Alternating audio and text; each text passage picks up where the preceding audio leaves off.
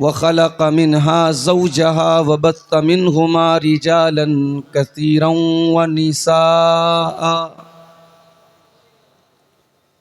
वत्तक़ुल्लाहल्लज़ी तसाअलून बिही वल अरहाम इन्नल्लाह काना अलैकुम रक़ीबा। या अय्युहल्लज़ीना आमनुत्तक़ुल्लाह वक़ूलू क़ौलन सदीदा युस्लिह लकुम अअमालकुम व यग़फिर लकुम ज़ुनूबकुम व मन युतिइल्लाह व रसूलहू फ़क़द फ़ाज़ फ़ौज़न अज़ीमा।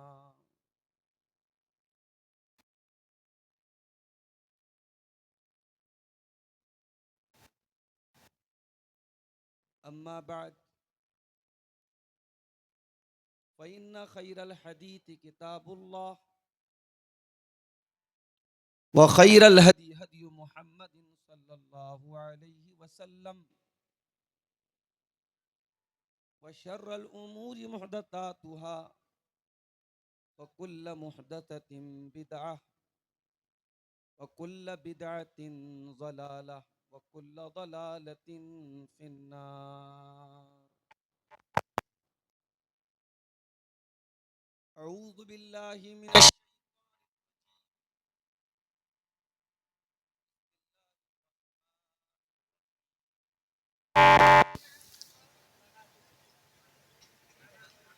कुल इन कुंतुम तुहिब्बूनल्लाह फत्तबिऊनी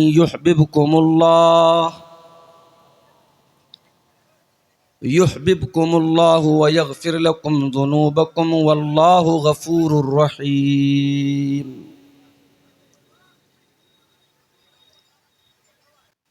सदर मोहतरम, उलमाए किराम, मोहतरम बुज़ुर्गों, नौजवान साथियों, माँओं और बहनों, प्यारे बच्चों,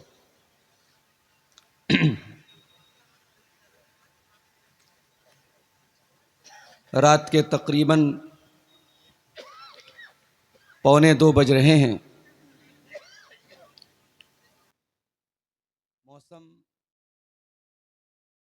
में ठंडक का एहसास अब धीरे धीरे होने लगा है। पटना से इस इलाके तक बाई कार आते हुए रास्ते में काफ़ी जगहों पर ख़तरनाक किस्म के कोहरे ने ये बता दिया कि आगे मौसम सख्त होने वाला है। लेकिन आपके इलाके के प्रोग्राम आमतौर से अक्टूबर, नवंबर और दिसंबर में होते हैं और आज का ये प्रोग्राम भी उसी सिलसिले की एक कड़ी है। मुझसे पहले अभी आप इसी गांव के एक मशहूर बंगला मुकर्रिर शेख अबुल कासिम बिजली का खिताब समात फरमा रहे थे।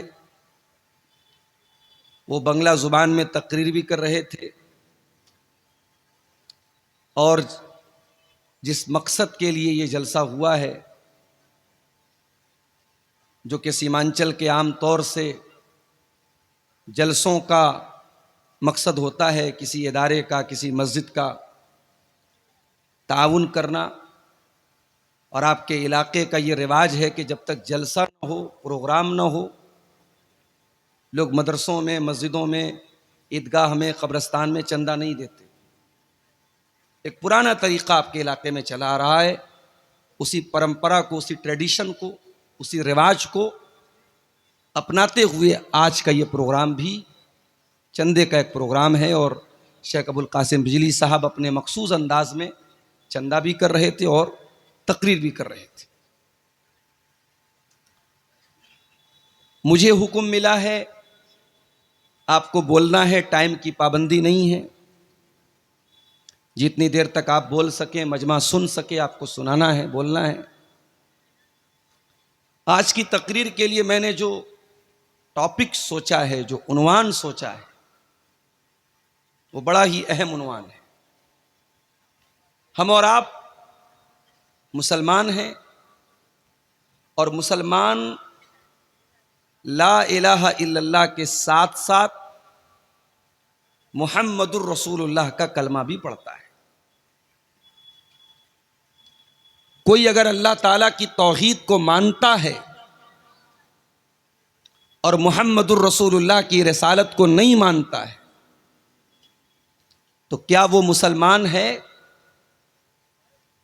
क्या उसके बारे में हम ये कह सकते हैं कि वो जन्नत में जाएगा? जवाब है नो, नहीं। अल्लाह के आखिरी नबी के दुनिया में आ जाने के बाद अब अगर किसी को नजात चाहिए, किसी को जन्नत में जाना है, किसी को कामयाब होना है, किसी को सक्सेसफुल होना है, तो सिर्फ अल्लाह ताला की तौहीद को मानना ये इनफ नहीं है, ये काफी नहीं है। अल्लाह की तौहीद के साथ साथ, ला इलाहा इल्लल्लाह के साथ साथ हमें कलमे का जो दूसरा रुख है मुहम्मदुर रसूलुल्लाह, हमें उसका भी इकरार करना पड़ेगा, उसको भी मानना पड़ेगा। और जिस दिन हम जबान से ये कह देते हैं कि अशहदु अन्ना मुहम्मदुर रसूलुल्लाह, तो हम साथ में ये इकरार भी कर लेते हैं कि अब हम अपनी मर्जी के मालिक नहीं हैं। जो मन में आया, जो दिल में आया वो कर लिया, जो जी में आया वो खा लिया, जिस चीज का दिल चाहा उसको देख लिया। नहीं, जब आपने अशहदु अन्ना मुहम्मदुर रसूलुल्लाह कह दिया, तो अब आपने अपने आप को लिमिटेड कर लिया, आपने इकरार कर लिया कि अब आप जनाब मुहम्मदुर रसूलुल्लाह सल्लल्लाहु अलैहि वसल्लम के लाए हुए दीन और लाई हुई शरीयत को फॉलो करने वाले हैं, उसके मानने वाले हैं। अब आप उस शरीयत के खिलाफ नहीं जाएंगे, उसकी मुखालफत नहीं करेंगे। इसलिए कि अल्लाह के आखिरी नबी अपनी मर्जी से, अपनी ख्वाहिश नफ्स से कुछ नहीं बोलते थे। यहां तक कि अल्लाह के नबी अगर गुस्से में भी कोई बात बोलते थे, तो उस बात में भी अल्लाह का कोई हुक्म होता था, आप अपनी मर्जी से नहीं बोलते थे। वमा यंतिकु अनिल हवा इन हुवा इल्ला वह्युन यूहा। ओ लोगों, मेरा नबी अपनी मर्जी से, अपनी जबान से कुछ नहीं निकालता। उनकी जुबान से निकलने वाला हर लफ्ज हक होता है, हर बात सच्ची होती है। वो अल्लाह का पैगाम अपनी जबान से निकालते हैं। दुनिया में एक फिरका है जो कहता है कि साहब हम कुरान को मानते, हदीस को नहीं मानते। क्यों? कहते हैं कुरान ऑथेंटिक है, हदीस ऑथेंटिक नहीं है। क्यों भाई? कहते हैं नबी के दौर में कुरान तो लिखा गया, हदीस लिखी नहीं गई। गलत है ये बात। नबी के दौर में कुरान भी लिखा गया, नबी के दौर में हदीस भी लिखी। हजरत अब्दुल्ला बिन अम्र बिन आस कहते हैं, मैं अल्लाह के रसूल की हर बात को लिख लेता था। मुझे लोगों ने मना किया कि तुम हर बात को मत लिखा करो। अल्लाह के प्यारे नबी बशर हैं, इंसान हैं। हो सकता है कभी गुस्से की हालत में आपके मुंह से कोई नाजेबा बात निकल जाए, कोई ऐसी बात निकल जाए जो मुनासिब ना हो, इसलिए तुम नबी की हर बात को मत लिखा करो। हजरत अब्दुल्ला कहते मैंने लिखना बंद कर दिया। फिर मैंने ये बात जनाब मुहम्मदुर रसूलुल्लाह सल्लल्लाहु अलैहि वसल्लम को बताई कि अल्लाह के नबी, मैं आपकी हर बात को लिखता था, लोगों ने मुझे मना किया, अब मैं नहीं लिखता हूं। अल्लाह के प्यारे नबी ने क्या फरमाया? तिरमिजी की सही रिवायत है, आपने फरमाया उक्तुब वल्लज़ी नफ्सु मुहम्मदिन बियदिही मा यखरुजु मिन्हु इल्ला हक़्क़ुन। आपने फरमाया, ऐ अब्दुल्ला, मेरी हर बात को तुम लिख लिया करो, उस अल्लाह की कसम जिसके हाथ में मोहम्मद की जान है। ऐ अब्दुल्ला, मोहम्मद की ज़बान से जो भी निकलता है वो बरहक होता है, वो सच होता है, वो सत्य होता है, वो अल्लाह की तरफ से होता है। मोहम्मद गुस्से में भी अपनी मर्जी से कुछ नहीं बोलते। ये मकाम है जनाब मोहम्मद रसूलुल्लाह का। गुस्से में भी आप अपने मन से कुछ नहीं बोलते। जब आपने कलमा पढ़ा अशहदु अन्ना मुहम्मद रसूलुल्लाह, आपने इकरार कर लिया कि मैं उस नबी का मानने वाला हूं, उस नबी की लाई हुई शरीयत को मानने वाला। इतना ही नहीं, जब आप ये कहते हैं कि हम मुसलमान हैं और जब आप ये कलमा पढ़ते हैं अशहदु अल्ला इलाहा इल्लल्लाह व अशहदु अन्ना मुहम्मदन अब्दुहु व रसूलुहु, जब आप ये कलमा पढ़ते हैं, ये कलमा पढ़ते ही आप इस बात की गवाही भी देते हैं कि मैं दुनिया में सबसे ज़्यादा अगर किसी से मोहब्बत करता हूं तो अल्लाह से करता हूं और उसके रसूल से करता हूं। अल्लाह से बढ़ के कुछ नहीं, रसूल से बढ़ के कुछ नहीं। इस कलमे का एक मतलब यह भी है, दुनिया में बहुत सारी चीज़ों से हम मोहब्बत करते हैं। माल से मोहब्बत करते हैं, औलाद से मोहब्बत करते हैं, माँ बाप से हमें मोहब्बत होती है, भाई बहनों की मोहब्बत होती है, बीवी बच्चों की मोहब्बत होती है, कारोबार की मोहब्बत होती है, धन दौलत की मोहब्बत होती है, घर मकान की मोहब्बत होती है। मगर एक मोहब्बत ऐसी है जो इन सारी मोहब्बतों से बढ़कर के, वो कौन सी मोहब्बत है? आइए कुरान का 10वां पारा खोलते हैं। सूरह तौबा की आयत नंबर 24 में अल्लाह फरमाता है, कुल इनकान आबाउकुम व अबनाउकुम व इख्वानुकुम व अज़वाजुकुम व अशीरतुकुम व अम्वालुन इक़्तरफ़्तुमूहा व तिजारतुन तख़शौन कसादहा व मसाकिन तरदौनहा। 8 चीज़ों का नाम लिया अल्लाह, और ये 8 चीज़ें वो हैं, दुनिया का कोई इंसान नहीं कह सकता कि इन 8 चीजों से मुझे मोहब्बत नहीं है।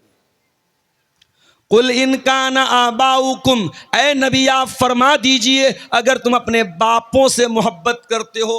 कौन बेचारा है जो अपने बाप से मोहब्बत नहीं करता? हां, वही अपने बाप से मोहब्बत नहीं करेगा जिसके सीने में दिल नहीं पत्थर होगा। जिसके सीने में दिल होगा वो अपने बाप से नफरत नहीं कर सकता। एक बात बोलूं आपसे, जब मां बाप की बात आती है ना, तो आमतौर से मां की कुर्बानियों का नाम लिया जाता है। मां पेट में रखती है, मां जन्म देती है, मां दूध पिलाती है, मां गीले बिस्तर पे सो जाती है। मां की खूबियों को बयान करते करते बाप के एहसान कहीं पीछे छुप जाते हैं मेरे भाई। मां का एहसान नजर आता है, बाप का एहसान नजर नहीं आता। तेरी मां ने अगर 9 महीने तुझे पेट में रखा है तो तेरी मां को सपोर्ट करने वाला, तेरी मां को खिलाने पिलाने वाला, तेरी मां की हर जरूरत का ख्याल रखने वाला तेरा बाप है। तूने अगर मां के दूध को पी करके तेरे जिस्म में जान आई है तो बाप की उंगली ने तुझे जिंदगी में चलना सिखाया है। मां के आंचल में अगर जमाने की धूप से तुझे नजात मिलती है तो बाप वो दीवार बन के हमेशा खड़ा रहता है हर मुसीबत में, हर मुश्किल में। मैंने देखा है बेटे पर मुसीबतें आती हैं, कितने बापों को मैंने देखा है जिंदगी भर की गाड़ी कमाई खर्च कर देते हैं अपने बेटे को बचाने के लिए। इसलिए मां के एहसान अपनी जगह हैं, बाप के एहसानात को कभी अंडर एस्टिमेट मत करना मेरे भाइयों, बाप के एहसान को कभी कमजोर मत समझना।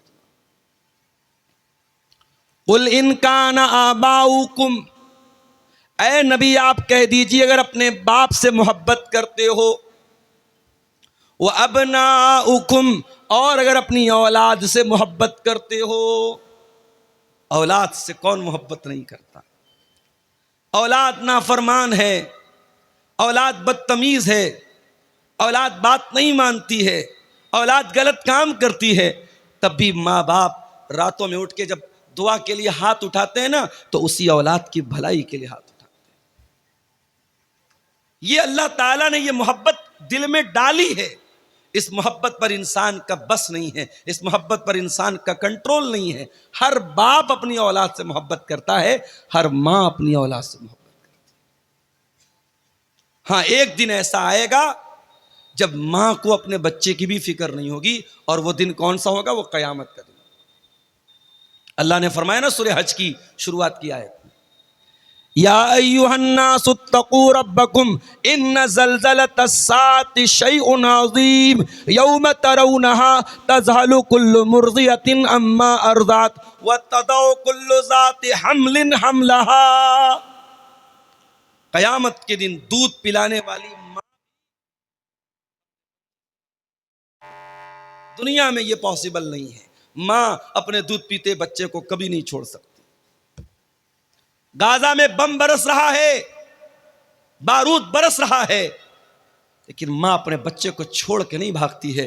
अपने बच्चे को अपने आंचल में, अपनी गोद में लिए लिए माँ मर जाती है, मगर बच्चे को नहीं छोड़ती। कुल इन कान आबाउकुम, ऐ नबी आप कह दीजिए, अगर अपने बाप से मोहब्बत करते हो, वह अबनाउकुम, अपने बेटों से मोहब्बत करते हो, वह इखवानुकुम, और अपने भाई से मोहब्बत करते हो। भाई भाई के कहते हैं ना, भाई भाई के जिसमें एक माँ बाप का खून दौड़ता है। पड़ोसी पड़ोसी से झगड़ा कर रहा है, हमसे कोई मतलब नहीं होता। गांव में गांव का किसी से झगड़ा हुआ, हमें कोई मतलब नहीं। हमारे भाई को किसी ने मार दिया, हमें गुस्सा आ जाता है। हमारे भाई को किसी ने गाली दे दी, हमें गुस्सा आ जाता है। ये गुस्सा क्यों आता है? ये अल्लाह ताला ने मोहब्बत डाली है भाई की दिल। अगर तुम अपने भाइयों से मोहब्बत करते हो, वह अज़वाजुकुम, और अगर तुम अपनी बीवियों से मोहब्बत करते हो, शादी के बाद शौहर और बीवी की मोहब्बत भी बड़ी अनमोल मोहब्बत है मेरे भाई। ये वो मोहब्बत नहीं है जो किसी रेस्टोरेंट में, किसी पार्क में, किसी फेसबुक और व्हाट्सएप के चैटिंग में तैयार हुई है। ये मोहब्बत निकाह के जरिए तैयार हुई है। ये अल्लाह ने मोहब्बत डाली है। शौहर के दिल में बीवी की मोहब्बत, बीवी के दिल में शौहर की मोहब्बत। और एक बात बोलूं, शौहर बीवी के बीच में अगर मोहब्बत नहीं है तो यह रिश्ता नहीं चल सकता। यह रिश्ता तभी चलेगा जब एक दूसरे की मोहब्बत होगी। अगर मोहब्बत नहीं है तो मशीन की तरह यह रिश्ता चलेगा। शौहर आएगा, अपनी जरूरत पूरी करेगा, बीवी अपना हक अदा करेगी, बस काम खत्म। दिल का दिल से कोई कनेक्शन नहीं होगा जब तक दिल में मोहब्बत ना हो एक दूसरे की। बड़ा प्यारा रिश्ता है मियां बीवी का रिश्ता। जानते हो, इस रिश्ते को अल्लाह ने लिबास कहा है। कुरान का दूसरा पारा उठाओ, हुन्ना लिबासुल लकुम व अंतुम लिबासुल लहुन्ना। तुम अपनी बीवियों के लिए लिबास हो और तुम्हारी बीवियां तुम्हारे लिए लिबास हैं। ये लिबास क्यों कहा? तुम्हारी बीवी तुम्हारे लिए लिबास है, लाइक अ ड्रेस। तुम्हारी बीवी तुम्हारे लिए ड्रेस है। तुम्हारी बीवी तुम्हारे लिए वैसी है जैसे तुम्हारा कपड़ा है। भाई, बीवी का कपड़े से क्या ताल्लुक है? कपड़ा हमेशा बदन के साथ लगा रहता है। आप रात में सोते हैं तो भी बनियाइन और लुंगी के साथ सोते हैं। बीवी शौहर के लिए लिबास है, शौहर बीवी के लिए लिबास है। दोनों एक दूसरे के साथ अटैच्ड हैं, एक दूसरे से संबंधित हैं, एक दूसरे से बंधे हुए हैं। दोनों अलग नहीं हो सकते। मैं अभी तकरीर करने के पहले कपड़ा चेंज करना था। मैंने डॉक्टर साहब से कहा थोड़ा कोई कमरा दे दीजिए, मैं कपड़ा चेंज करूं। आदमी भी कपड़ा चेंज करता है तो अकेले में चेंज करता है, और औरत तो करती है। हम किसी के सामने बगैर कपड़े के रहना पसंद नहीं करते। कपड़ा हमारी इज्जत पर पर्दा डालता है। कपड़ा हमारे ऐब पर पर्दा डालता है। कुरान क्या कह रहा है? हुन्ना लिबासुल लकुम व अंतुम लिबासुल लहुन्ना, तुम्हारी बीवियां तुम्हारे लिए लिबास हैं, वो तुम्हारे ऐब के ऊपर पर्दा डालती हैं और तुम अपनी बीवियों के ऐब पर पर्दा डालते हो। अगर शौहर बीवी के ऐब पर पर्दा न डाले और बीवी शौहर के ऐब पर पर्दा न डाले तो मियाँ बीवी होने का कोई मतलब नहीं। जो बीवी शौहर की बुराई करे, जो शौहर बीवी की बुराई करे, बीवी शौहर की गीबत करे, शौहर बीवी की गीबत करे, तो समझो वो एक दूसरे के लिबास नहीं है। लिबास तो पर्दा डालता है, लिबास तो एक दूसरे के ऐब को छुपाता है। अच्छा, लिबास का एक मकसद और भी है। मैं तकरीर करने के लिए आता हूं, सदरी पहनता हूं। बहुत सारे उलमा शेरवानी पहनते हैं। बांग्लादेश के या बंगाल के अक्सर उलमा जो आते हैं, मैं देखता हूं लंबा वाला जुब्बा पहनते हैं। क्यों पहनते हैं भाई?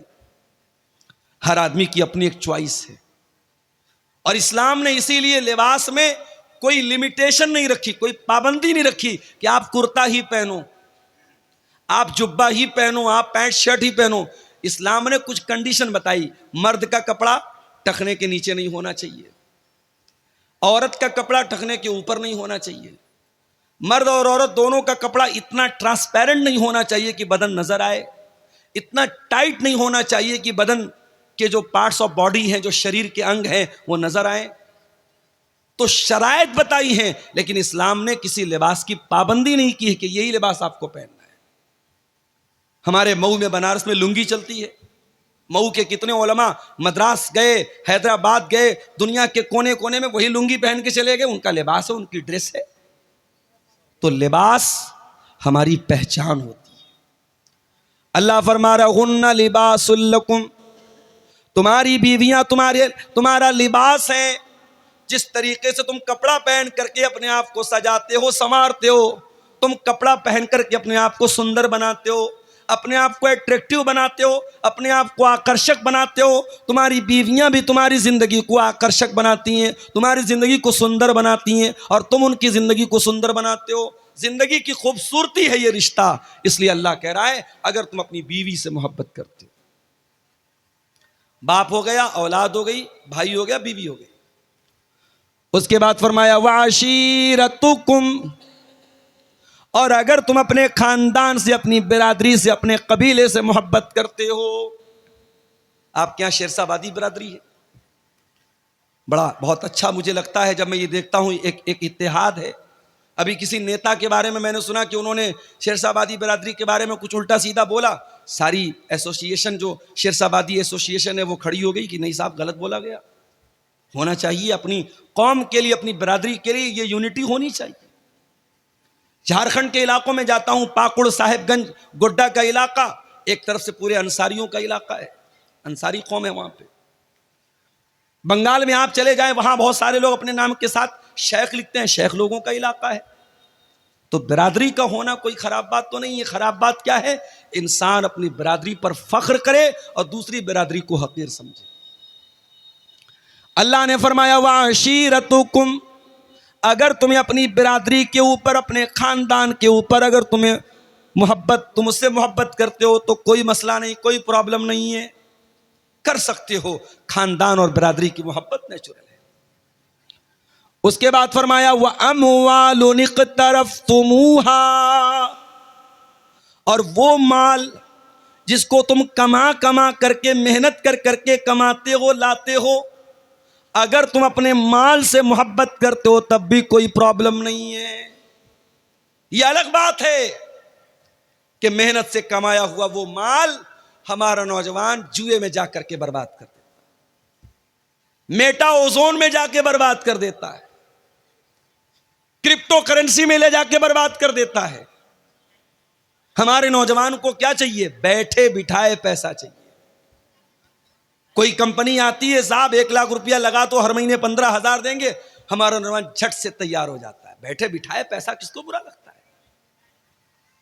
मुंबई और हैदराबाद के मुसलमानों का करोड़ों रुपया, ऐसी ही एक कंपनी आई थी, उसने दावा किया था 1 लाख रुपया आप लगाओ, हम 3,000 रुपया हर महीने आपको देंगे, हम बिजनेस करेंगे, आपके पैसे से आपको प्रॉफिट देंगे। दुनिया का कौन सा ऐसा कारोबार है जिसमें सिर्फ प्रॉफिट होता है? मेरे भाई, कारोबार का मतलब प्रॉफिट और लॉस दोनों होता है। इंडियन शेयर मार्केट पिछले एक महीने में धड़ाम धड़ाम गिर रही है, आज भी मार्केट काफी गिरी हुई है। तो मार्केट का काम है अप एंड डाउन होना, कभी चढ़ती है कभी उतरती है। कंपनी ने दावा किया कि नहीं साहब आप हमारे यहां 1 लाख रुपया लगाओ, कभी 3,000 मिलेगा, कभी 3,100 मिलेगा, कभी 2,900 मिलेगा, एक नियर अबाउट आपको 3,000 रुपया मिलेगा। अब जिसके पास 10 लाख रुपया था उसने सोचा यार 10 लाख लगा तो 30,000 रुपया महीना मिलेगा। मुंबई के अंदर लोगों ने फ्लैट बेच दिया अपना, 50 लाख का फ्लैट था, बेच दिया कि 50 लाख लगाऊंगा हर महीने 1.5 लाख रुपया मिलेगा, क्या बुरा है। मकान बेच दिया, फ्लैट बेच दिया, किराए पे रहने लगे। कंपनी सारे लोगों का पैसा लेके भाग गई, आज सब बेचारे रो रहे हैं। तो मेरे भाइयों, ये पैसा जो आप मेहनत से कमाते हैं, अपने नौजवानों से कहना चाहूंगा इसको जुए में बर्बाद मत करना। ये मेटा ओजोन, ये क्रिप्टो करेंसी और ये शेयर मार्केट की बहुत सारी नाजायज शक्लें, शेयर मार्केट की सारी शक्लें नाजायज नहीं हैं, उसकी बहुत सारी शक्लें जायज भी हैं, उसको बैठ करके डिस्कस किया जा सकता है, लेकिन बहुत सारी शक्लें शेयर मार्केट की नाजायज हैं।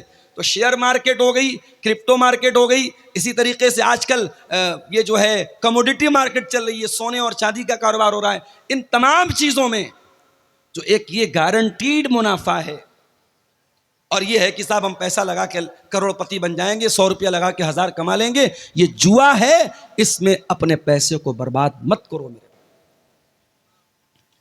कुरान कह रहा है वह अमवालुन इक़्तरफ़्तुमूहा, अगर अपने माल से तुम मोहब्बत करते हो, जिस माल को तुम मेहनत से कमा कमा करके इकट्ठा करते हो। कोई इंसान अगर ये बोले साहब हमको माल से मोहब्बत नहीं है, झूठ बोल रहा है, वो झूठा है, मक्कार है। माल से मोहब्बत तो नेचुरल चीज है मेरे भाई। अब ये अलग बात है, किसी को माल से इतनी मोहब्बत होती है कि माल कमाने के चक्कर में हलाल हराम की परवाह भी नहीं करता। माल से इतनी मोहब्बत होती है ज़कात नहीं निकालता, दान नहीं करता, चंदा नहीं करता। करोड़ों की हैसियत है, मोहल्ले में मदरसे का चंदा हो रहा है, मस्जिद का चंदा हो रहा है, ये 10,000 दे सकता है, ये 1 लाख दे सकता है, ये चंदा देता है 500 रुपया। इसके पास पैसा तो है, दिल नहीं है। तो किसी के दिल में माल की ज़्यादा मोहब्बत है, किसी के दिल में कम मोहब्बत है, मगर माल से मोहब्बत सबको है।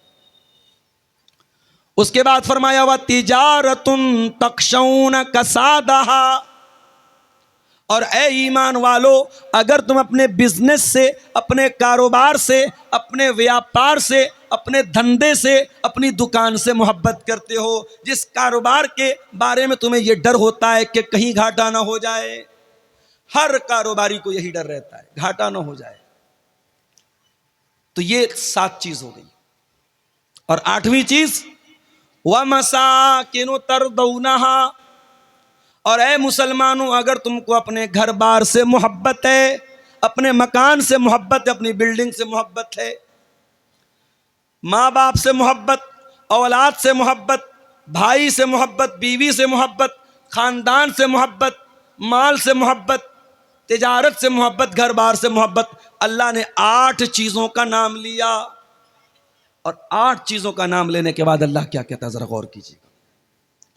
अहब्ब इलैकुम मिनल्लाहि व रसूलिही व जिहादिन फी सबीलिही, अगर इन 8 चीज़ों की मोहब्बत तुम्हारे दिल में अल्लाह से ज़्यादा हो जाए, रसूल से ज़्यादा हो जाए और अल्लाह की राह में जिहाद से ज़्यादा हो जाए, फतरब्बसू, तो तुम अल्लाह के अज़ाब का इंतज़ार करो, हत्ता यअतियल्लाहु बिअम्री, अल्लाह ताला अपने अज़ाब को सामने लाएगा।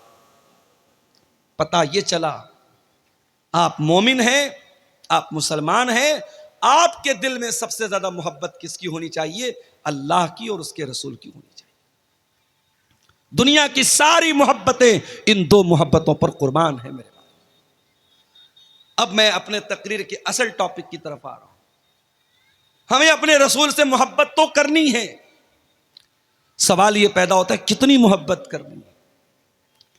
कुरान करीम जवाब देता है अन्नबिय्यु औला बिल मोमिनीन मिन अनफुसिहिम, के नबी मोमिन नबी से ईमान वाले अपनी जान से ज़्यादा प्यार करते हैं, ईमान वाले नबी से अपनी जान से ज़्यादा मोहब्बत करते हैं, जान से बढ़ के अपने नबी से प्यार होना चाहिए। अब आप कहेंगे मौली साहब ये कैसे पॉसिबल है, जान से बढ़ के कोई कैसे प्यार कर सकता है? आइए मैं आपको एग्जाम्पल देता हूं। हजरत खुबैब इब्न अदी को देखो, इनको मक्का वालों ने अरेस्ट कर लिया, गिरफ्तार कर लिया, इनको सूली पे चढ़ाने की तैयारी हो गई है। मक्का वालों ने कहा, खुबैब कोई आखिरी ख्वाहिश, कोई अंतिम इच्छा अगर हो तो बता दो। कहा कि मैं 2 रकात नमाज पढ़ना चाहता हूं। कहा ठीक है, 2 रकात नमाज पढ़ दो तुम। और आज भी दुनिया में तकरीबन हर कंट्री में, हर देश में फांसी देने से पहले और सजाए मौत देने से पहले मरने वाले की अंतिम इच्छा पूछी जाती है, और अगर पूरी करने लायक होती है तो पूरी भी करवाई जाती है। खुबैब इब्न अदी ने कहा मैं 2 रकात नमाज पढ़ना चाहता हूं। कहा ठीक है, पढ़ लो। हजरत खुबैब इब्न अदी ने हल्की 2 रकात नमाज पढ़ी, सलाम फेरा। कहा है मक्का वालों, अगर इस बात का डर न होता कि कहीं तुम ये न समझने लगो मैंने मौत के डर से नमाज को लंबा किया है, तो मैं थोड़ी और लंबी नमाज पढ़ता। कहा है खुबैब एक बात बताओ,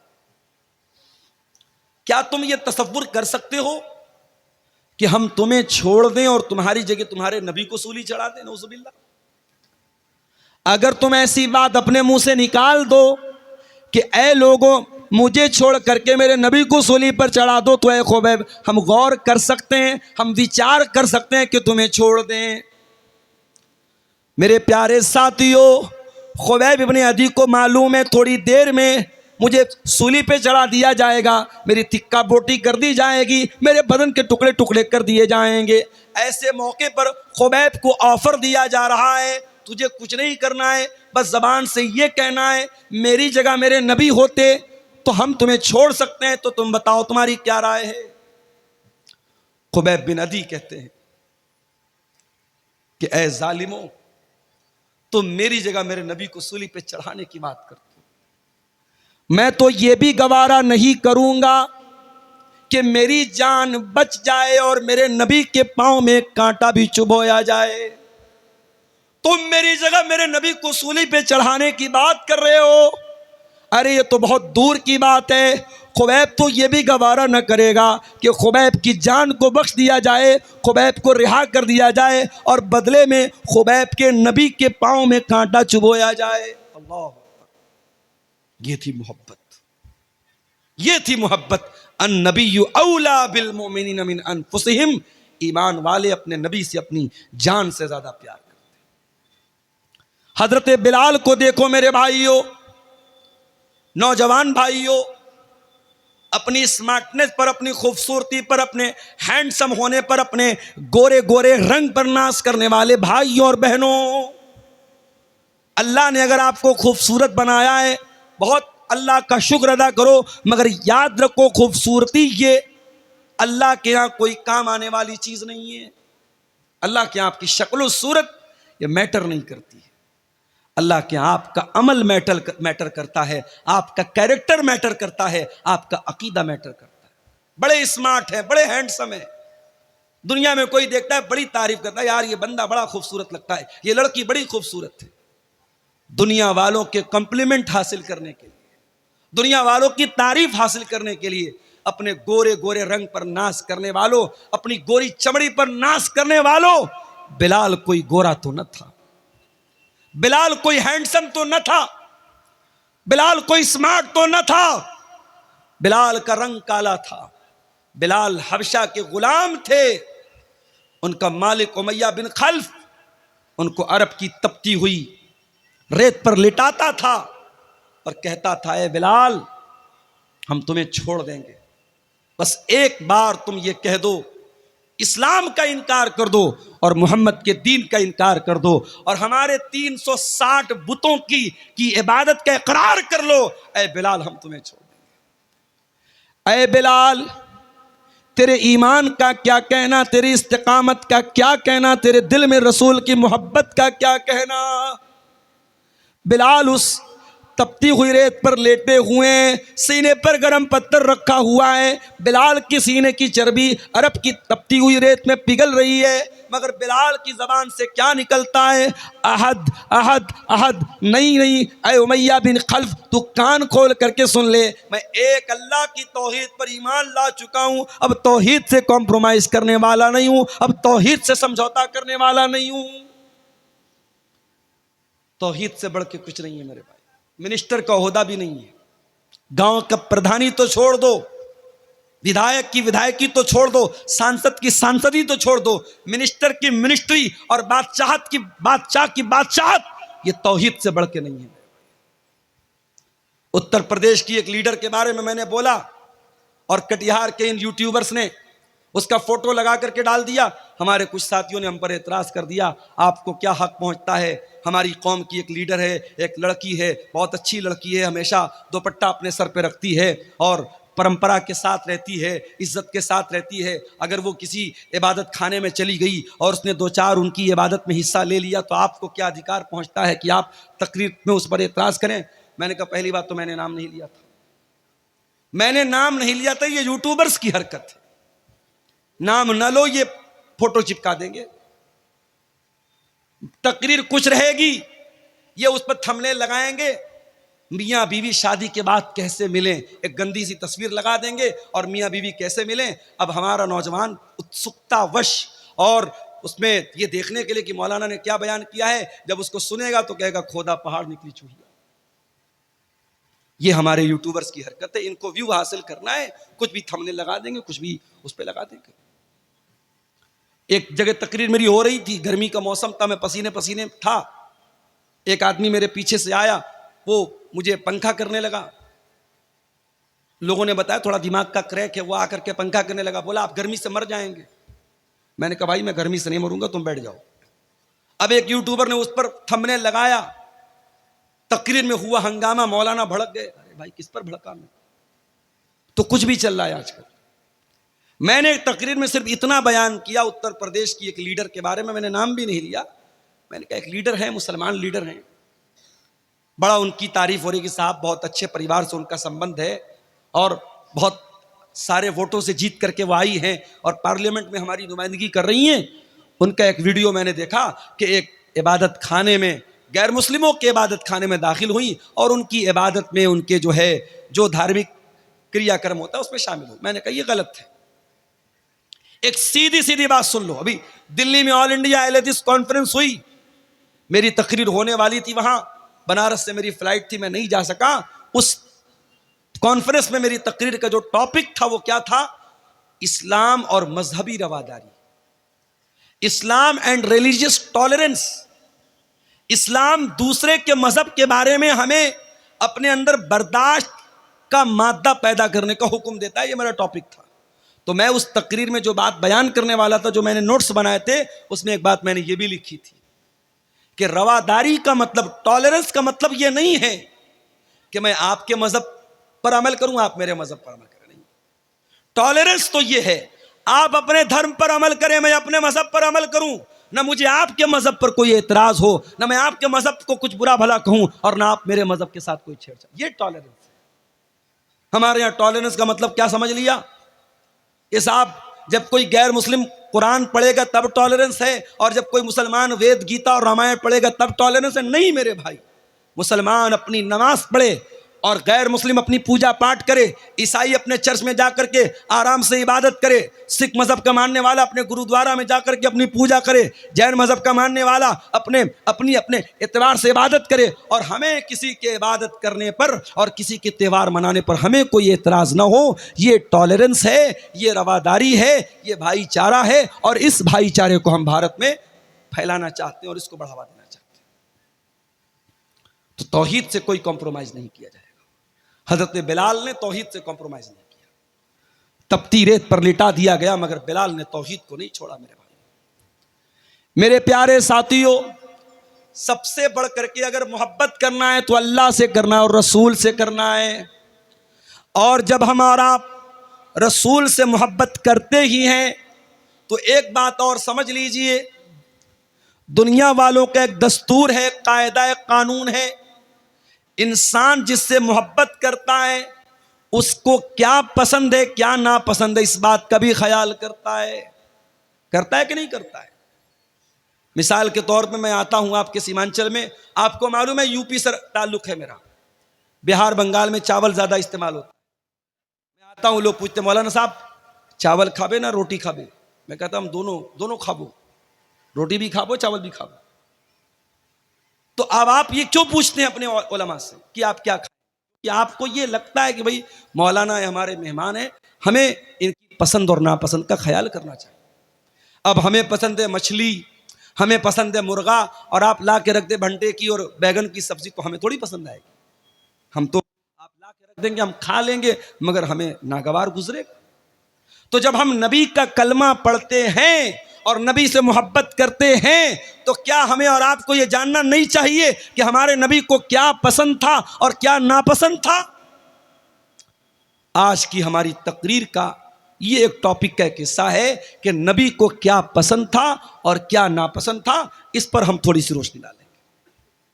आइए हम हदीस की किताबों को उठाते हैं।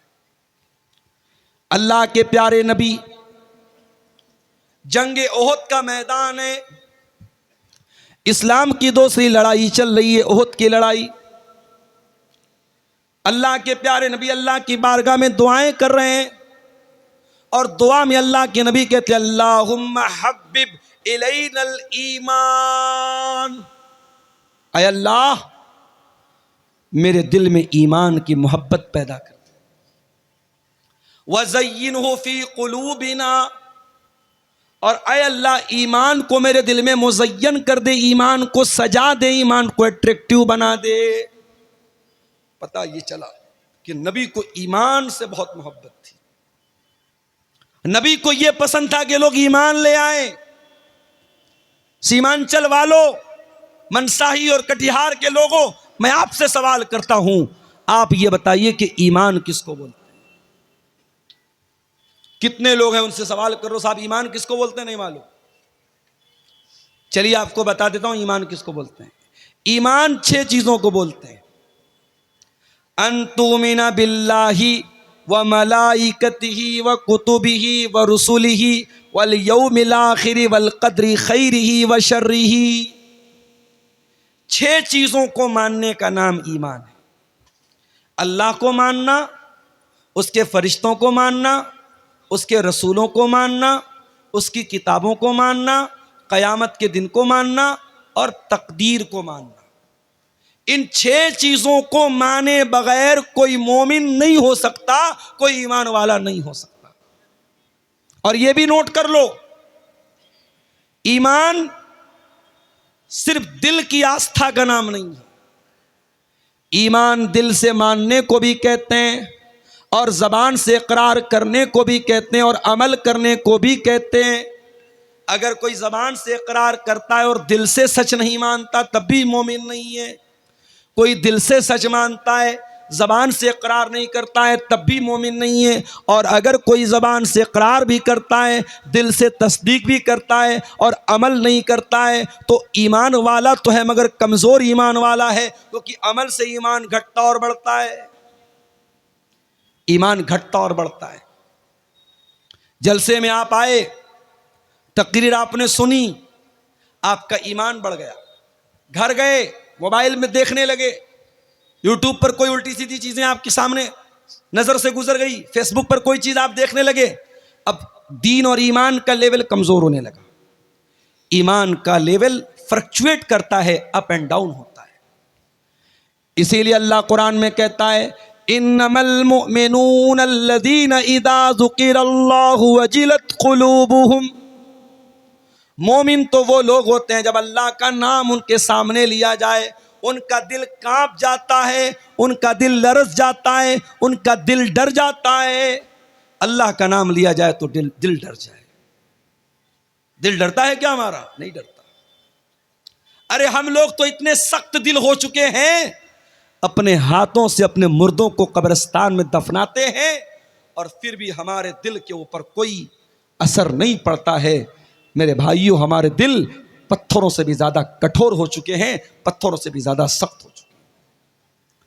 इन्नमल मुमिनून अल्लज़ीना इज़ा ज़ुकिरल्लाह, मोमिन तो वो लोग होते हैं जब अल्लाह का नाम लिया जाए, वजिलत कुलूबुहुम, तो उनके दिल कांपने लगते हैं, व इज़ा तुलियत अलैहिम आयातुहु, और जब अल्लाह ताला की आयतें उनके सामने पढ़ी जाएं, ज़ादतुहुम ईमाना, उनका ईमान बढ़ जाता है, उनके ईमान का लेवल हाई हो जाता है, उनके ईमान की चार्जिंग बढ़ जाती है।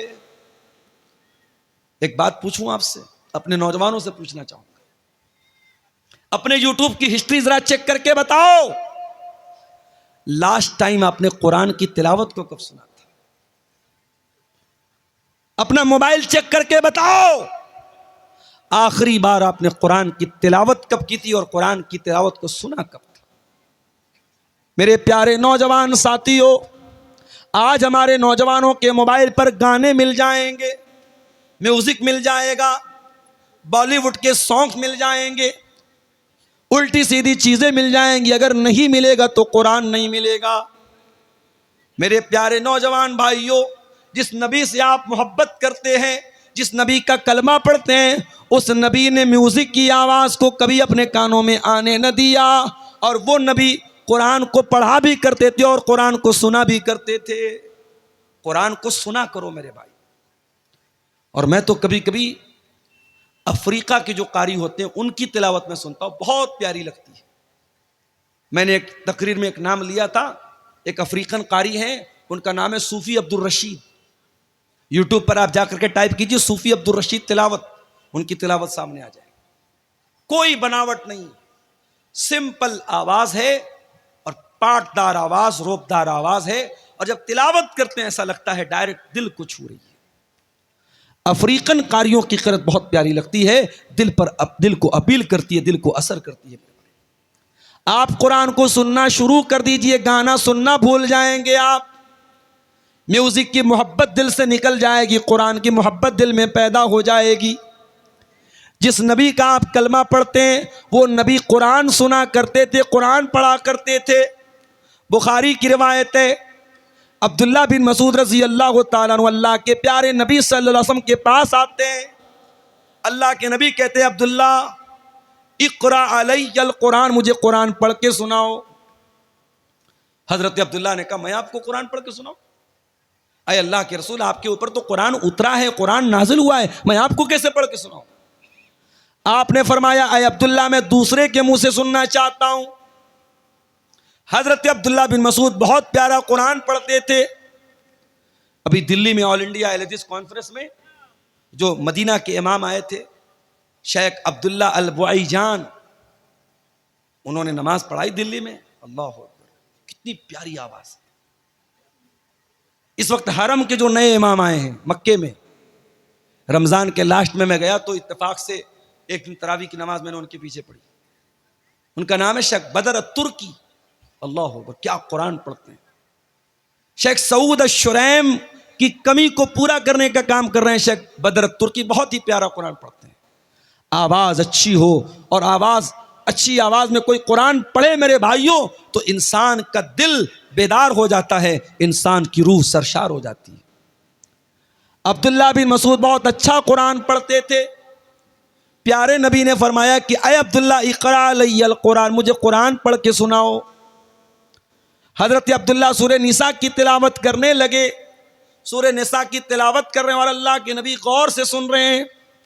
पढ़ते पढ़ते हजरत अब्दुल्ला सूरह निसा की आयत नंबर 31 के ऊपर पहुंचे। फ़कैफ़ इज़ा जिना मिन कुल्लि उम्मतिन बिशहीद, ऐ नबी उस वक्त आपका क्या हाल होगा जब हर उम्मत में से हम एक गवाह लाएंगे। वजीना बिका अला हाउलाई शहीदा, और हम आपके ऊपर आपको गवाह लाए।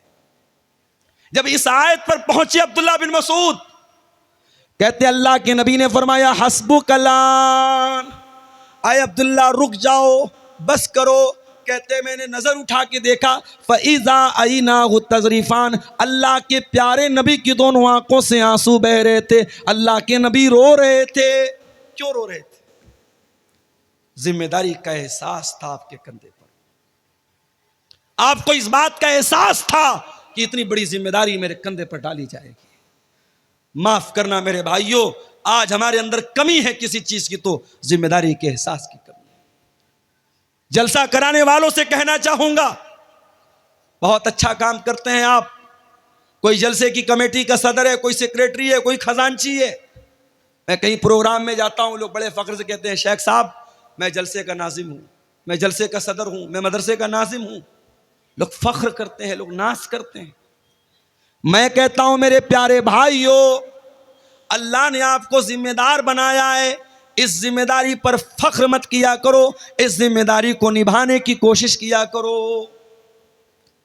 आपके इसी कटिहार के इलाके में जलसा हो रहा है और जलसे का बहुत बड़ा गेट लगाया जा रहा है, और एक तरफ मौलाना जरजीत साहब की और एक तरफ मेरी बड़ी बड़ी फोटो उस गेट पर लगा करके पूरी दुनिया में उसको पब्लिश किया जा रहा है। क्यों? लोग तो हमसे सवाल करते हैं। मेरे पास फेसबुक पर, व्हाट्सएप पर सैकड़ों लोगों ने सवाल किया कि आप क्यों नहीं मना करते। आज गेट लग रहा है, कल स्टैचू बनना शुरू हो जाएगा। बुराइयां इसी तरीके से मेरे भाइयों, बुराइयां जब शुरू होती हैं ना, बहुत छोटी शक्ल में होती हैं, फिर वो धीरे धीरे अंडे देती हैं, बच्चे देती हैं।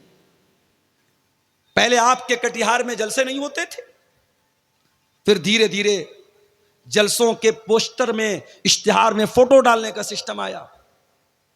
मुझसे लोग फोटो मांगते हैं, जलसा कमेटी के लोग, मैं कहता हूं नहीं, मैं फोटो नहीं दूंगा। मगर आज के जमाने में फोटो हासिल करना कौन सा मुश्किल काम है। आप गूगल पे अब्दुल गफ्फार सलफी लिखें, बहुत फोटो आ जाएंगे आपके सामने। फोटो ले लिया लोगों ने, लेके पोस्टर पे डाल दिया। अब लोग तो मुझसे पूछते हैं, अब्दुल गफ्फार साहब आपने क्यों परमिशन दी, क्यों जा? मैंने कहा भाई मैं मना करता हूं, मगर ये जलसे वाले माने तब तो। और अभी आपके इसी इलाके में एक प्रोग्राम होने वाला है, और बड़े बड़े गेट पर कद आदम साइज का हमारा और मौलाना जरजीत साहब का फोटो लगा दिया लोगों ने। अब साहब वो लोग मुझसे पूछ रहे हैं कि आप लोग मौलवी हैं कि नेता हैं, क्या हैं आप? जिम्मेदारों से कहना चाहूंगा, जलसे की कमेटी के लोगों से कहना चाहूंगा, आप कोई राजनीतिक प्रोग्राम नहीं करते हैं, कोई पॉलिटिकल प्रोग्राम नहीं है। आप एक रिलीजियस फंक्शन, एक धार्मिक आयोजन, एक मजहबी प्रोग्राम करते हैं। और जब मजहबी प्रोग्राम करते हैं तो मजहब के दायरे में रह करके काम कीजिए। मैं हर तकरीर में बोल रहा हूं, सीमांचल के जलसों में पाई जाने वाली खराबियों पर शायद, मैं दावा तो नहीं करता हूं, शायद जितना मैंने बोला है शायद किसी दूसरे वक्ता ने, किसी दूसरे मुकर्रिर ने बोला होगा। ये औरतों का जमघट, ये लड़कियों का सड़कों पर लाइन लगा करके एक दूसरे के सामने खड़ा होना, ये औरतों का, लड़कियों का बैठ करके खरीदारी करना, ये जवान लड़कियों का सज संवर करके प्रोग्राम में आना, मैंने हर बात को लेकर के टोका है, मना किया है, एतराज किया है। मगर वो कहावत है, भैंस के आगे बीन बजाओ, भैंस खड़ी बगुराए, भैंस की तरह हम और आप हो चुके हैं मेरे भाई। जिम्मेदार हो तो ये जिम्मेदारी आपके गर्दन पर एक बहुत बड़ी अमानत है। इस अमानत के बारे में सोचो मेरे भाई। जलसा करा रहे हो, जलसे के अंदर कोई ऐसा काम न हो कि कल कयामत के दिन अल्लाह आपसे पूछे कि तू जलसे का सदर था, तू जलसे का सेक्रेटरी था, तू कमेटी में था, तूने ये काम क्यों होने दिया।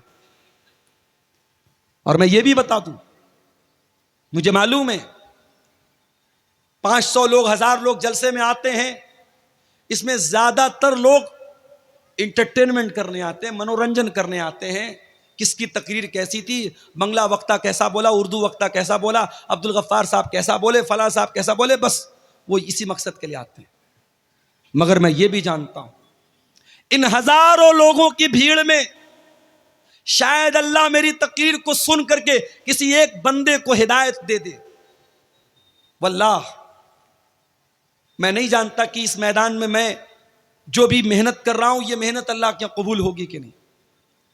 कल रात में उत्तर प्रदेश में सिद्धार्थनगर में प्रोग्राम था, नेपाल बॉर्डर के करीब, बनारस से 300 किलोमीटर दूर।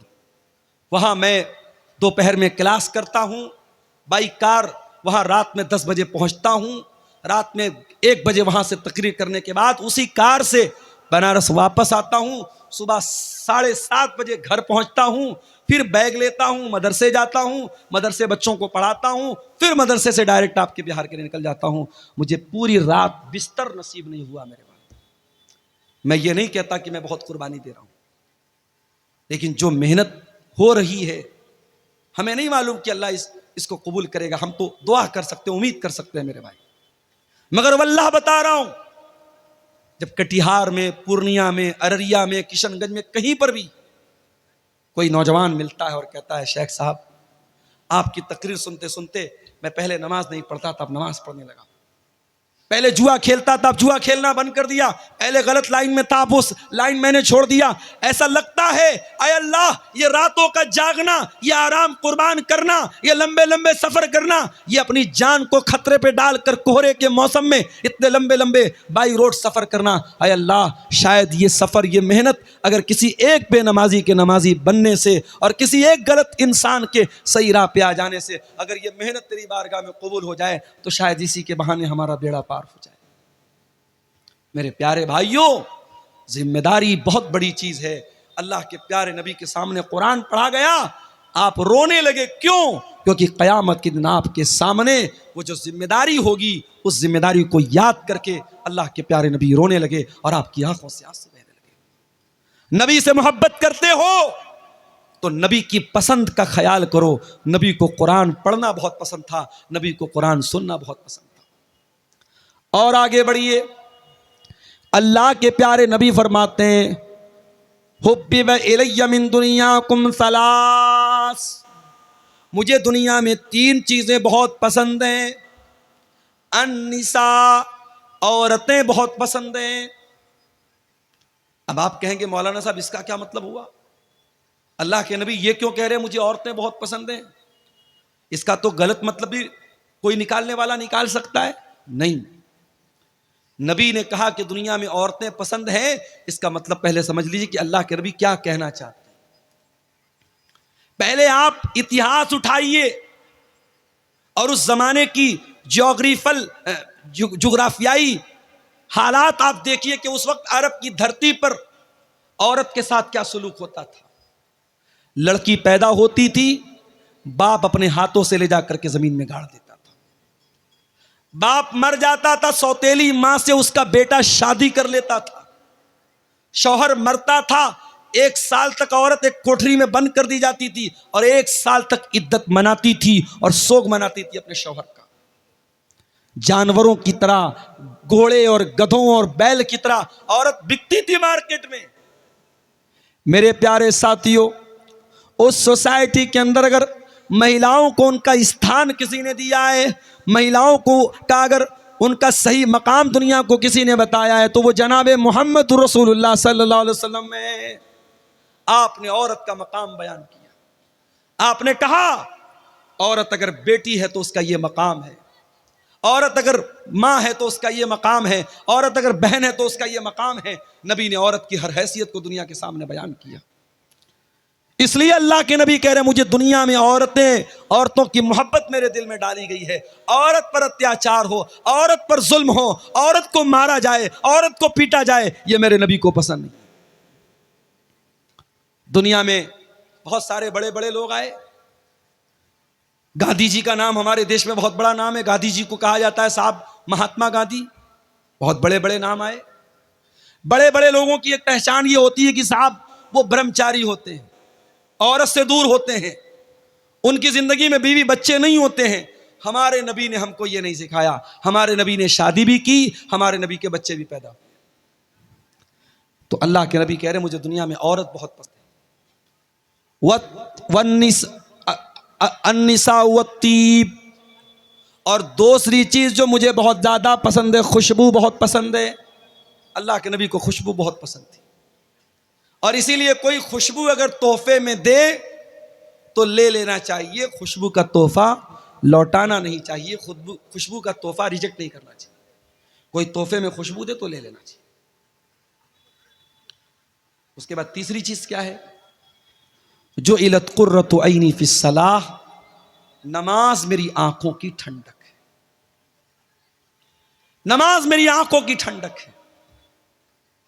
अब जरा सीने पर हाथ रखो, दिल पर हाथ रखो और बताओ कल फजर, जुहर, असर, मगरिब, इशा 4 टाइम की नमाज में से आपने कितने टाइम की नमाज पढ़ी है? आप दिल पर हाथ रख के बताओ।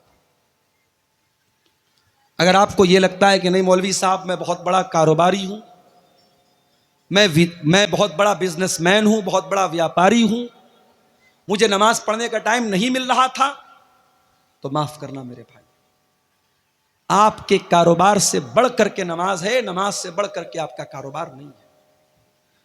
अल्लाह ताला कुरान करीम में कहता है मेरे मुत्तकी बंदे वो हैं, मेरे परहेजगार बंदे वो हैं, रिजालुल्ला तुलहीहिम तिजारतुन वला बैउन अन जिक्रिल्लाह।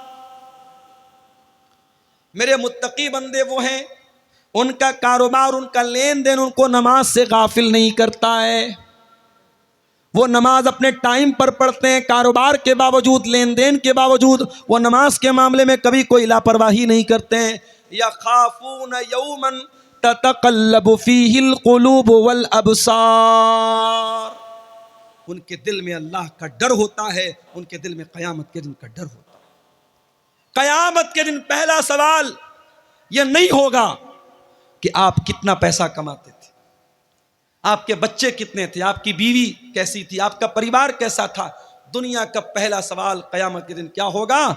इन्ना अव्वल मा युहासबु बिल अब्दु यौमल क़ियामति सलातु। बंदे से पहला सवाल नमाज के बारे में। नमाज के बगैर जन्नती जन्नत में नहीं जाएगा, और बेनमाजी इसी बेनमाजी होने की वजह से जहन्नम में जाएगा। अल्लाह कुरान के 29वें पारे में कहता है जब जन्नती जन्नत में चले जाएंगे, जहन्नमी जहन्नम में चले जाएंगे, जन्नती जहन्नमियों से सवाल करेंगे मा सलककुम फी सकर। ऐ जहन्नमियों तुम जहन्नम में क्यों आए? तुमने कौन सा ऐसा गुनाह किया था तुम जहन्नम में चले आए? क़ालू लम नकु मिनल मुसल्लीन। तो जहन्नमी जवाब देंगे हम नमाज नहीं पढ़ते थे। मेरे भाइयों, अगर नबी से मोहब्बत करते हो, नबी को नमाज से बहुत मोहब्बत थी। नबी जब टेंशन में होते थे तो बिलाल से कहते थे या बिलाल अरिहना बिस्सलाह, ऐ बिलाल नमाज के जरिए हमारे दिल को सुकून अता करो।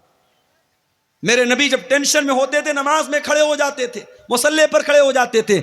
नमाज के जरिए बंदा अपने रब से सबसे ज्यादा करीब होता है। मेरे नौजवान भाइयों, जिनको जॉब नहीं मिल रही है, जो गवर्नमेंट जॉब के लिए एग्जाम दे करके बैठे हैं और रिजल्ट के इंतजार में हैं, जो आईएएस की तैयारी कर रहे हैं, जो आईपीएस की तैयारी कर रहे हैं, जो यूपीएससी की तैयारी कर रहे हैं, जो बीपीएससी की तैयारी कर रहे हैं, जो नीट के एग्जाम की तैयारी कर रहे हैं, दुनिया की कोई भी टेंशन हो, आओ अल्लाह की बारगाह में सजदा तो करो, अल्लाह के आगे अपना सर तो झुकाओ, अपने रब से सजदे में मांग लो जो मांगना है। और खास तौर से रात में अगर टाइम मिले तो तहज्जुद की नमाज पढ़ लो मेरे भाइयों, और तहज्जुद की नमाज में सजदे में मांग लो अल्लाह से जो मांगना है। इंशाअल्लाह आपकी दुआ कबूल होगी। अक़रबु मा यकूनुल अब्दु मिन रब्बिही व हुवा साजिद। बंदा अपने रब से सबसे ज्यादा करीब अगर होता है तो सजदे की हालत में होता है। और आगे बढ़िए, अल्लाह के नबी को एक चीज और बहुत ज्यादा पसंद थी, और वो चीज क्या थी?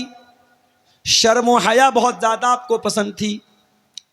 एक मर्तबा एक औरत आपके पास आई, औरत का नाम था फातिमा बिनते उक़बा। वो बैत लेने के लिए आई। उसने आकर के, पर्दे के उस पार औरत है, इस पार अल्लाह के नबी हैं। वो कहती है अल्लाह के नबी मैं बैत करती हूँ। नबी ने कहा बैत करो, वो कहती है मैं बैत करती हूँ। आपने कहा बैत करो, अल्लाह के साथ शिर्क नहीं करोगी।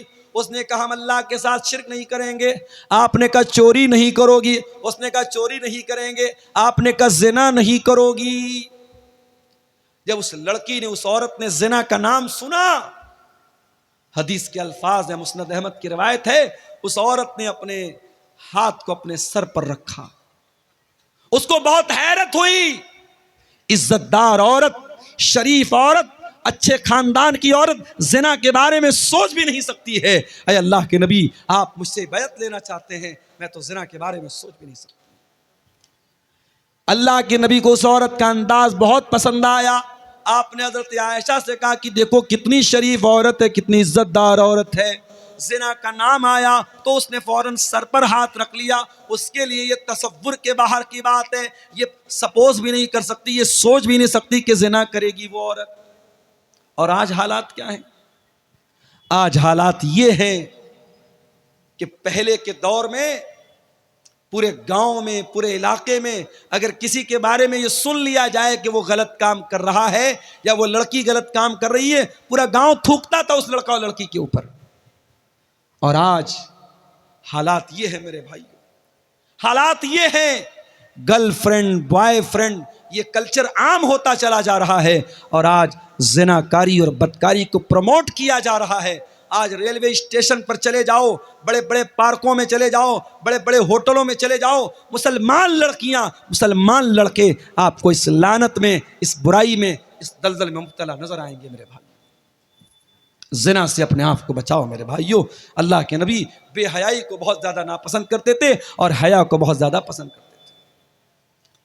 और आगे बढ़िए, अल्लाह के नबी को एक चीज और बहुत ज्यादा पसंद थी और वो चीज ये थी कि अल्लाह के प्यारे नबी कभी किसी को ना नहीं करते थे, सखावत बहुत करते थे। अल्लाह के नबी बहुत सखी थे आप, बहुत पैसे वाले तो नहीं थे, बहुत दौलत वाले तो नहीं थे, मगर जितना अल्लाह ने नवाजा था आप अल्लाह की राह में खर्च कर देते थे। अपने इंतकाल से एक दिन पहले अल्लाह के नबी ने अपने सारे हथियार मुसलमानों को दे दिए, जो भी तीर थे, तलवार थे, सब मुसलमानों को हिबा कर दिए, दे दिए। आपके घर में 7 दीनार रखे हुए थे, आपने उन 7 दीनारों को सदका खैरात कर दिया। अपने लिए कोई जमीन ना इकट्ठा की, अपने लिए कोई जायदाद ना बनाई, कोई प्रॉपर्टी ना बनाई। एक मर्तबा एक सहाबी ने आपके कीमती चादर लाके दे दी। उस वक्त अल्लाह के नबी को उस चादर की जरूरत भी थी और आपको वो चादर बहुत पसंद भी थी। आपने उस चादर को अपने बदन पे ओढ़ लिया। एक दूसरे सहाबी आए, कहने लगे अल्लाह के नबी अगर आप बुरा ना माने तो ये चादर मुझको दे दें। सहाबे किराम को बहुत बुरा लगा कि अल्लाह के नबी को उस चादर की ज़रूरत भी है और अल्लाह के नबी को वो चादर पसंद भी है, और सहाबी जानते हैं कि अल्लाह के नबी किसी को ना नहीं करते, फिर भी वो चादर मांग रहे हैं। उन्होंने कहा अल्लाह के नबी अगर आप मुझे अपनी ये चादर दे दें तो बड़ा अच्छा होगा। नबी ने अपने बदन की वो चादर उतारी और सहाबी को दे दी। जैसे ही नबी ने सहाबी को चादर दे दी, सहाबी ने चादर को चूम लिया। कहा अल्लाह के नबी मैं ये चादर ओढ़ने के लिए नहीं मांग रहा था, मैं ये चादर पहनने के लिए नहीं मांग रहा था, चूंकि ये चादर आपने ओढ़ी है, आपकी बॉडी से ये चादर टच हुई है, आपके बदन पर ये चादर ओढ़ी गई है। मैं चाहता हूं कि जब मैं इंतकाल कर जाऊं, जब मैं दुनिया से चला जाऊं, मेरे कफन में इस चादर को इस्तेमाल किया जाए, मेरे कफन में इस चादर को यूज किया जाए। मगर मसला याद रखिएगा, नबी के बदन को अल्लाह ताला ने बरकत वाला बनाया था और नबी के बदन से तबर्रुक हासिल सहाबे किराम करते थे। अब किसी ऐरे गैरे नत्थु खैरे आज के दौर के किसी आलिम, किसी इमाम, किसी पीर, किसी बुजुर्ग को यह अधिकार नहीं है कि उसके बदन को लोग बरकत वाला समझें और उसके बदन का उतरा हुआ कपड़ा उसको लोग बरकत वाला समझ के पहने। इसकी इजाज़त नहीं है। ये चीज़ नबी के साथ खास थी, सहाबा के साथ खास थी। सहाबा नबी के बदन को बरकत वाला समझते थे और नबी ने उनको मना भी नहीं किया। बाद में किसी के इंसान के लिए इसकी परमिशन नहीं दी। तो नबी को कंजूस लोग पसंद नहीं थे। एक साहबी अल्लाह के नबी के पास आए, बहुत मैला कुचैला कपड़ा पहने हुए थे, बड़ा फटा पुराना कपड़ा पहने हुए थे। आपने पूछा अलका मिन माल, क्या तेरे पास मालो दौलत है, पैसा है, रुपया है? कहा अल्लाह के नबी बहुत पैसा है, इतने ऊंट है, इतने गाय, इतने बैल, इतने बकरियां हैं। आपने फरमाया जब इतने पैसे वाला तू है तो ये फटा पुराना कपड़ा क्यों पहन के आया है? ऐ मेरे सहाबी, जब अल्लाह ताला तुमको कोई नेमत देता है तो अल्लाह ताला ये चाहता है कि वो नेमत तुम्हारे बदन पे नजर आए। कुछ लोगों को मैंने देखा सरकारी नौकरी कर रहे हैं, मदरसे में, स्कूल में, 50,000 60,000 रुपया महीना तनख्वाह है, मगर उनकी नीयत में इतनी कंजूसी है 10 रुपये की चाय पिलाना भी उनके लिए बहुत मुश्किल है। और वो चाहे तो कार खरीद सकते हैं, मगर वो अपने घर से मदरसा या स्कूल साइकिल चला के जाते हैं। यानी एक इंसान 5,000 रुपया महीना कमा रहा है, उसके मुकाबले में ये 50-60 हज़ार रुपया महीना कमा रहा है। इसका लाइफ स्टाइल और अच्छा होना चाहिए, मगर ये और कंजूस होता चला जाता है। याद रखो मेरे भाई, अगर अल्लाह ताला आपको नेमत देता है, अगर अल्लाह ने आपको दौलत वाला बनाया है, तो आपकी वेशभूषा से, आपके कपड़े से, आपकी ड्रेस से ये पता लगना चाहिए कि हाँ अल्लाह ने आपको नवाजा है। ये इस्लाम में कोई अच्छी चीज़ नहीं है कि आप पैसे वाले हैं और फटा पुराना मैला कुचैला कपड़ा पहने। इस बात की इस्लाम के अंदर अल्लाह के नबी ने इसको पसंद नहीं किया है। नबी ने पसंद क्या किया है? जब अल्लाह ताला ने आपको कोई नेमत दी है तो वह नेमत आपके ऊपर नजर आनी चाहिए।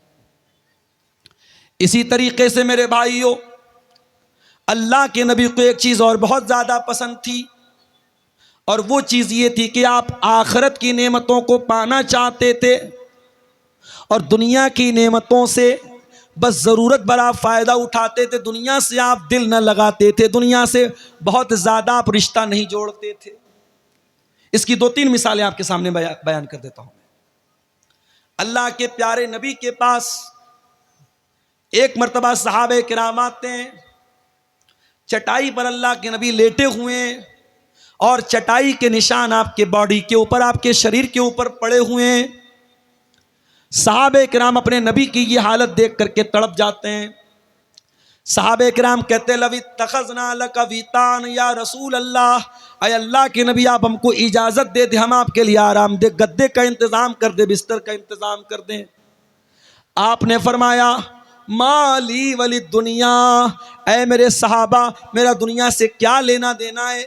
मा अना इल्ला कराकिबिन इस्तज़ल्ल तहत शजरतिन सुम्मा राह फतरकहा, ऐ मेरे सहाबा मैं तो दुनिया में उस मुसाफिर की तरह हूँ जो सफ़र पे निकला है और किसी पेड़ की छाँव में आराम कर रहा है, और थोड़ी देर वो आराम करता है फिर अपनी मंजिल की तरफ चला जाता है। ऐ मेरे सहाबा ये दुनिया मेरे लिए वक्ती आराम करने की जगह है, ये दुनिया मेरी मंजिल नहीं है, ये मेरी आराम करने की जगह है, ये मेरा आखिरी ठिकाना नहीं है। ये अल्लाह के नबी का मिजाज था, ये अल्लाह के नबी की पसंद थी।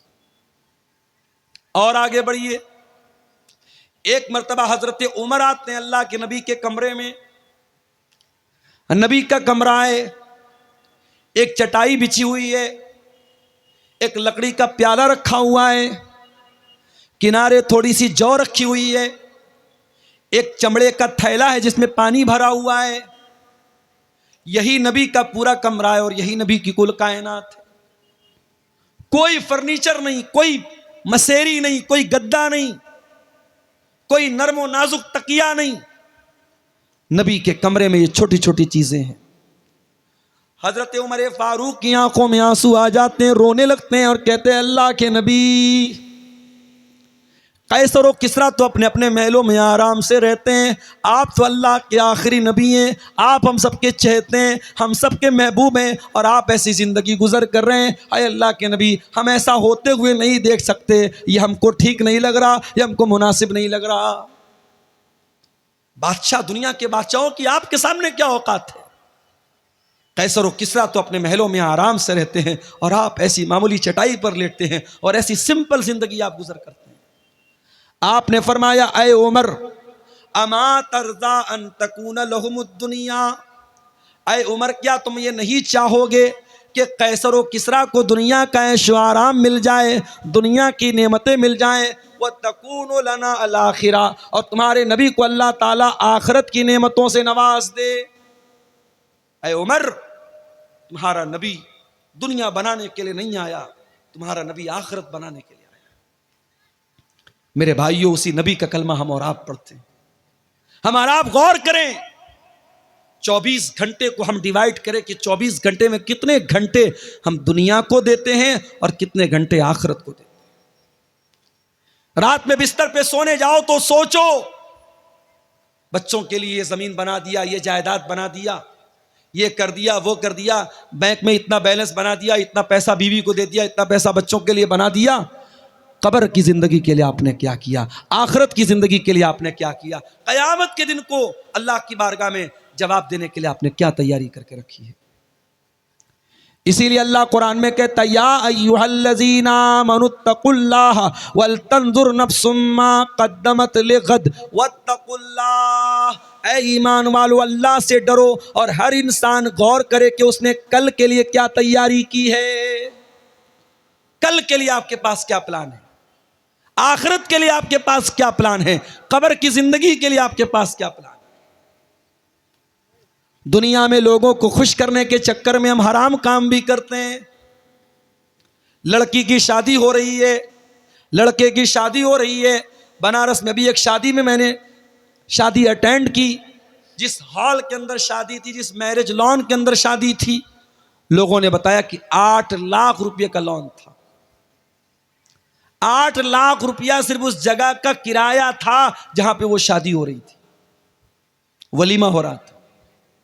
और वलीमा में जो तरह तरह के खाने थे, 40 लाख रुपए का खाना था। उम्मत के कितने गरीब आज भूख से मर रहे हैं। कितने लोगों के पास ढंग का मकान नहीं है, सर छुपाने को छत नहीं है।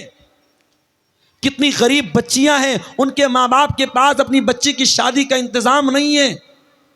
और 40-40 लाख रुपए का खाना, और वो खाना भी आदमी 30% खाता है, 70% डस्टबिन में फेंका जाता है वो खाना। मेरे प्यारे साथियों, याद रखो, सुम्मा लतुसअलुन्ना यौमइज़िन अनिन नईम।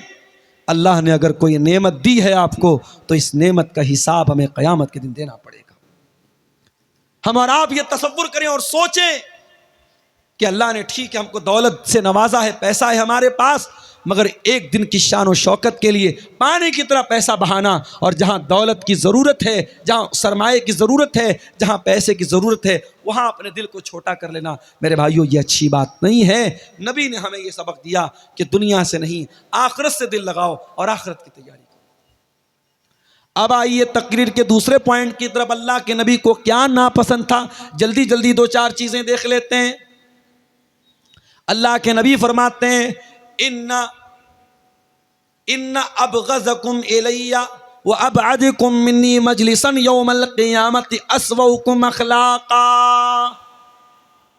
गौर से सुनिएगा, अल्लाह के नबी फरमा रहे हैं कि सबसे ज्यादा मैं किसी से नफरत करता हूं, और सबसे ज्यादा क़यामत के दिन अगर कोई मुझसे दूर रहेगा तो वो इंसान रहेगा जिसके अखलाक बुरे हों। अपने अहले हदीस भाइयों को यह पैगाम देना चाहूंगा, अकीदे में 1 नंबर हो, मनहज में 1 नंबर हो, सुन्नतों पर अमल के मामले में 1 नंबर हो, अखलाक में भी 1 नंबर बन जाओ मेरे भाई। आज हम अखलाक में बहुत पीछे हैं। जब कोई हमसे मिलता है, हमारा अकीदा बाद में देखता है, हमारा मनहज बाद में देखता है, हमारी नमाज का तरीका बाद में देखता है, हमारी विचारधारा को बाद में देखता है, हमारे नज़रियात को बाद में देखता है। पहले वो हमारे अखलाक को देखता है, हमारे कैरेक्टर को देखता है, हमारी बोलचाल को देखता है, हमारे तौर तरीकों को देखता है। इसलिए पहले अपने कैरेक्टर और अखलाक को अच्छा बनाओ। अल्लाह के नबी कह रहे हैं, जिसका अखलाक बुरा होगा, क़यामत के दिन वो सबसे ज़्यादा मुझसे दूर रहेगा। नमाजी बन गए आप, माशाअल्लाह, चेहरे पर शरई दाढ़ी आ गई, माथे पर सज्दे का निशान आ गया, मगर ज़बान पर गाली है, बदतमीजी है, धोखाधड़ी है। बड़ी दाढ़ी होने के बावजूद और माथे पर सजदे का निशान होने के बावजूद अगर आपका अखलाक गड़बड़ है, तो क़यामत के दिन मेरे प्यारे साथियों, हमें और आपको पछताना पड़ जाएगा। अल्लाह के नबी फरमाते हैं, मा मिन शैइन फिल मीज़ान अस्क़ल मिन हुस्निल खुलुक़। अल्लाह के मीज़ान अमल पर, अल्लाह के तराजू पर अगर सबसे भारी और सबसे वजनदार अगर कोई चीज़ होगी तो वो इंसान के बेहतरीन अखलाक होंगे। अपने अखलाक को बेहतर बना लो, इंशाअल्लाह क़यामत के दिन आपकी नेकियों का पलड़ा भारी हो जाएगा और अल्लाह के मीज़ान अमल पर आप कामयाब हो जाओगे। नबी को एक और चीज़ बहुत ज़्यादा नापसंद थी, और वो चीज़ थी यकरहु तफ़हुश। अल्लाह के नबी बेहयाई की बातों को नापसंद करते थे। बेहयाई की बातें, गंदी बातें, अश्लील बातें, नबी अपनी ज़बान से कभी गाली नहीं निकालते थे मेरे भाई। कभी गाली के जवाब में भी आपने गाली नहीं दी। कभी कोई प्राइवेट टाइप की बात आई, कभी मियां बीवी के बीच के रिश्ते की बात आई, तो नबी ने वहां पर भी बहुत ही हल्के अल्फाज इस्तेमाल किए। अपनी ज़बान को आपने आलूदा नहीं होने दिया। उस नबी की हम उम्मती हैं। हम और आप भी अपने आप को अश्लीलता से बचाएं, अपने आप को बेहयाई से बचाएं। आज हमारे नौजवानों का बहुत बड़ा मसला यही है मेरे भाइयों, चाहे वो नौजवान लड़के हो चाहे वो लड़कियां हो। आज हालात ये हैं, 8-8, 9-9 साल के लड़के और लड़कियों को ये सोशल मीडिया, ये व्हाट्सएप, ये इंस्टाग्राम, ये फेसबुक, ये यूट्यूब हमारे नौजवानों को बेहया बना रहा है। और हमारी जो नई नस्ल तैयार हो रही है, ये नई नस्ल बेहया बन रही है। ये वक्त के पहले बालिग हो रही है, ये टाइम के पहले एडल्ट हो रही है, और ये हर एतबार से शर्म व हया से दूर हो रही है। मेरे प्यारे साथियों, अल्लाह के नबी ने फरमाया, अल हयाउ वल ईमान कुरिना जमिया। हया और ईमान दोनों का रिश्ता चोली दामन का रिश्ता है, दोनों एक दूसरे के साथ जुड़े हुए हैं। जब हया निकलती है तो ईमान निकल जाता है, जब ईमान निकलता है तो हया निकल जाती है। इसलिए मेरे प्यारे साथियों, हम हया वाले बने, हम शर्म वाले बने। एक आखिरी बात बयान करके बात खत्म करता हूँ। अल्लाह के प्यारे नबी को एक चीज़ और बहुत ज़्यादा पसंद थी, और वो ये चीज़ ये थी कि आपके ऊपर कसरत से दरूद पढ़ा जाए। अल्लाह के नबी के ऊपर दरूद पढ़ा जाए। फरिश्ता आता है और कहता है, क्या अल्लाह के नबी, क्या आप इस बात को पसंद करेंगे कि कोई आपके ऊपर दरूद पढ़े और अल्लाह ताला दरूद पढ़ने वाले के ऊपर 10 रहमतें नाजिल करे? अल्लाह के नबी ने कहा कि हाँ, मैं ये बात पसंद करता हूँ। नबी को ये बात पसंद है कि नबी का उम्मती नबी पर दरूद पढ़े। मेरे प्यारे साथियों, हम और आप अपने नबी पर कसरत से दरूद पढ़े। हमारे एक वो भाई हैं जो बिदती हैं, जो बिदत के काम करते हैं। उनके यहाँ गड़बड़ी ये आई कि उन्होंने दरूद के उल्टे सीधे तरीके निकाले, दरूद के उल्टे सीधे अल्फाज निकाले, अपने मनमाने तरीके उन्होंने दरूद के निकाले। और हमारे यहाँ गड़बड़ी ये आई कि हमें जो दरूद जितना पढ़ना चाहिए उतना दरूद हम नहीं पढ़ते। कम से कम हमारे प्यारे नबी सल्लल्लाहु अलैहि वसल्लम का नाम आए तो कम से कम सल्लल्लाहु अलैहि वसल्लम ज़रूर पढ़िए। और जब जुमा का दिन आए तो कसरत से मेरे प्यारे साथियों आप अल्लाह के नबी के ऊपर दरूद पढ़िए। नबी को अपने ऊपर दरूद पढ़ने वाला बहुत पसंद था। और अल्लाह के नबी ने फरमाया कि 5 टाइम की जब अजान होती है, अगर कोई इंसान अजान का जवाब देता है और अजान के बाद दुआ पढ़ता है, अल्लाहुम्मा रब्ब हाज़िहि दावति ताम्मा वस्सलातिल काइमा आति मुहम्मदनिल वसीलत वल फजीला वबअथहु मकामम महमूदन लज़ी वअदता, अगर ये दुआ पढ़ता है और अल्लाह के नबी सल्लल्लाहु अलैहि वसल्लम के ऊपर दरूद पढ़ता है, अल्लाह के नबी कहते हैं हल्लत लहू शफाअती, क़यामत के दिन उस इंसान को मेरी शफात नसीब होगी, मैं उस इंसान की शफात करूँगा। मेरे प्यारे साथियों, नबी की पसंद और नापसंद के इस मौजू पर ये चंद बातें मैंने आपके सामने रखी हैं। और जाते जाते मैं यही आपसे गुजारिश करूँगा कि आप नबी से मोहब्बत करते हैं तो नबी की पसंद और नापसंद का ख्याल करें। और नबी को ये मदरसे भी बहुत पसंद थे, ये दीनी तालीम भी बहुत पसंद थी। आप इस प्रोग्राम में आए हैं, इस इदारे को, इस मदरसे को, जिसके लिए ये प्रोग्राम मुनक्किद हुआ है, अपना कीमती ताउन और चंदा ज़रूर देते हुए जाएं। हमारे बाद अबुल कासिम बिजली साहब अभी मज़ीद आपके सामने चंदा का ऐलान करेंगे, चंदा करेंगे। अल्लाह ताला हम सबको दीन पर अमल करने की तौफीक अता फ़रमाए, अपने प्यारे नबी से मोहब्बत की तौफीक अता फ़रमाए, प्यारे नबी की पसंद और नापसंद का ख्याल करने की हम सबको तौफीक अता फ़रमाए। अल्लाह ताला हमें दुनिया में जब तक ज़िंदा रखे, इस्लाम पर ज़िंदा रखे और हमारा ख़ात्मा ईमान पर हो। आमीन व आखिर दावाना अनिल हम्दुलिल्लाहि रब्बिल आलमीन। वस्सलामु अलैकुम व रहमतुल्लाहि।